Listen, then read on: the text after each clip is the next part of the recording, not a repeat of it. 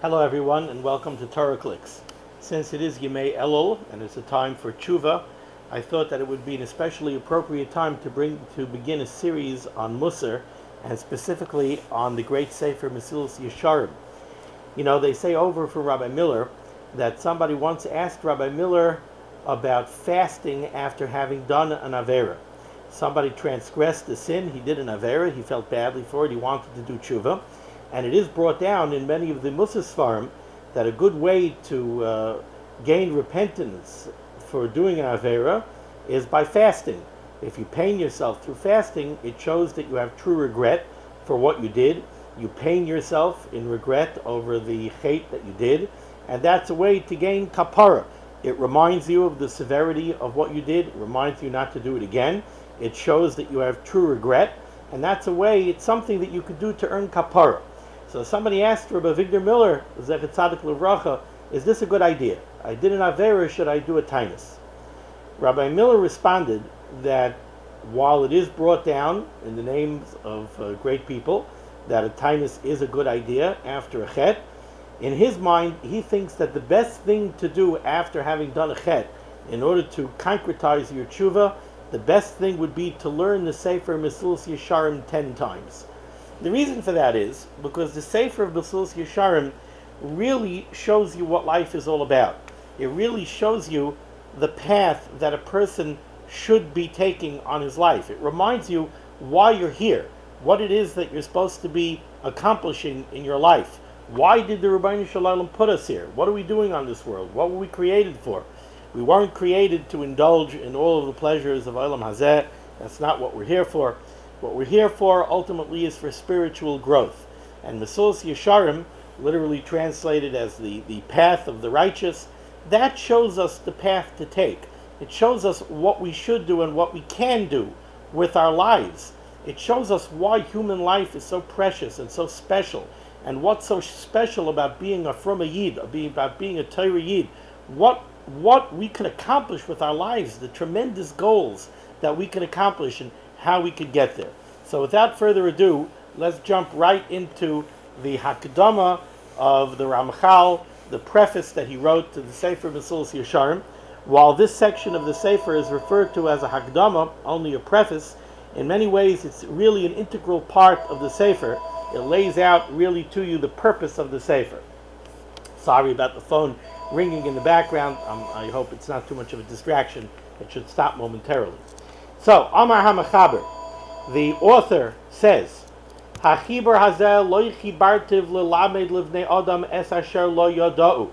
I didn't write this sefer in order to teach people things that they really don't know. Elo lahazkiram es hayadua lehem kvar.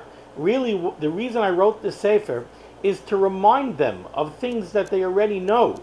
Umefursav etzlam pirsum gadol. And the truth is, not only do they know these things, but these things are very evident to them. It's mufursim, it's well known. They know most of the things that I'm going to write in this sefer.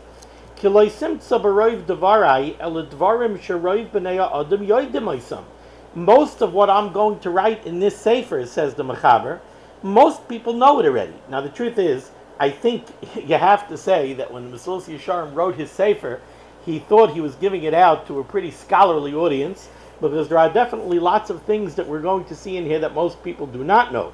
But at least in his time when he wrote the Sefer, he felt that he's really writing things that everybody knows. V'loy mistapkim bohem klal. And they really have no suffix. There's no doubt. People are not going to read what I'm writing here and see tremendous chidushim, see tremendous novelties, and look at them and say, yeah, is this really true?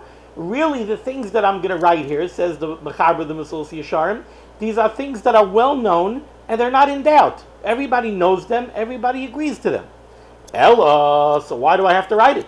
Ella, shekvi roiv presumam, because the things that I'm going to write in here are so well known, ukeneged masha amitasam geluya lakoil, and because the truth of what I'm writing is so well known, because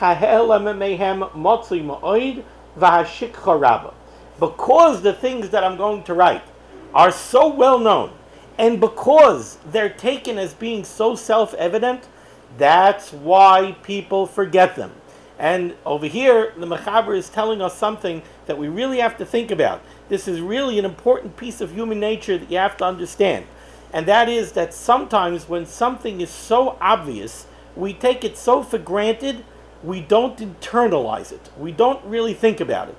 I always said about Kriyas Yamsuf, I always asked the famous Kasha, how is it that so soon after Yetzias Mitzrayim, after all the miracles of the Geula in Mitzrayim, the Makkos and everything else, and Kriyas Yamsuf, the splitting of the sea, how is it that so soon after that the Yidden did the terrible sin of the Egel, of worshipping the golden calf? And I think one of the reasons is because when we're blown away with something so obvious, when you see the Yam split and you see such an open miracle, it makes a tremendous impression on you, but you don't have to think into it. It's like the difference between learning Daf Yomi by listening to a shir where the Maggid shir just spells everything out to you, or sitting down at night with a Gemara and really delving into it and having to figure it out for yourself. When you figure it out for yourself, you have to work on it. And when you work on it, it gets pressed into your mind. You really internalize what you learned. When it's spoon-fed to you, you hear it, but you don't really internalize it. When you see a Kriyas Yamsuf, you see, wow, it's a miracle that you can't deny, and it makes a tremendous impression. But sometimes that impression could wear off very quickly, because it's not that you studied the world and you came to the conclusion that there's a Barei Olam, that there's a creator, that there's somebody who put us on this world for a reason and I have to worship him and I owe him everything that I have. No, you saw one big blitz, you saw Kriyas Yamsuf, it made a huge impression on you, but you didn't internalize it. So too says the Mechaber over here. The things that I'm going to talk about over here in many ways are self-evident. Everybody knows them. Therefore, they don't spend enough time thinking about it. That's why I have to write this sefer to remind them. And we're going to stop over here. I want to keep these videos short, but we're going to see, he's going to say that you have to chazer them and you have to review them. I hope you enjoy learning Mesillas Yesharim with me. Be well.